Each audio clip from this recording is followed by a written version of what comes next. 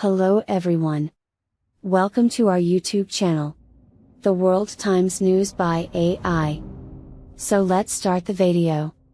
It is a claustrophobic, terrifying prospect, being trapped in a 22 feet submersible, potentially thousands of feet underwater, with oxygen running out.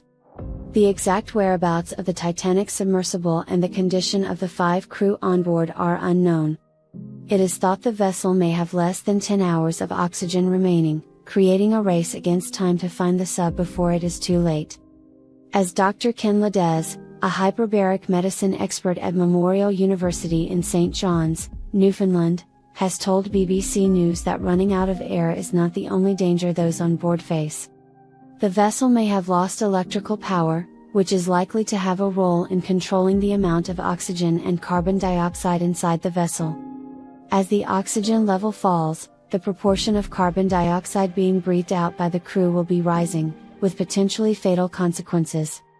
As levels of carbon dioxide build up, then it becomes sedative, it becomes like an anesthetic gas, and you will go to sleep. Too much of the gas in a person's bloodstream, known as hypercapnia, can kill them if not treated. Former Royal Navy submarine Captain Ryan Ramsey says he looked at videos online of the inside of Titan and could not see a carbon dioxide removal system, known as scrubbers. That for me is the greatest problem of all of them, he says. At the same time, the crew are at risk from hypothermia, where the body gets too cold. According to Captain Ramsey, if the sub is on the seabed, the water temperature will be about 0 C. If it has also lost electricity, it will not be generating any power and therefore cannot generate heat. Hypothermia, the lack of oxygen and the buildup of carbon dioxide within the sub mean the crew's ability to make contact with the search and rescue mission, such as by banging on the hull at regular intervals to try and attract attention, will dwindle. If they're unconscious, they're not going to be able to do much to help themselves, says Dr. Ledez. While the Coast Guard has warned there is probably little oxygen left, the crew may be able to conserve their supplies, at least for a while.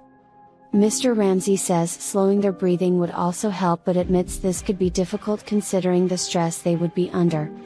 Dr. Ledez says they could also spread out carbon dioxide absorbing granules or reduce their power use if they still have electricity. In terms of food and water, the Coast Guard said the crew had some limited rations on board but couldn't say how much. Despite all these challenges, Dr. Ledez urges against canceling the search and rescue operation too soon, saying they might be able to survive even when oxygen levels are very low. If anybody can survive in it, it's these individuals, says Dr. Ledez. It just depends on them having power and depends on them having light to be able to find things and make these controls, but absolutely, they could still be alive. Thanks.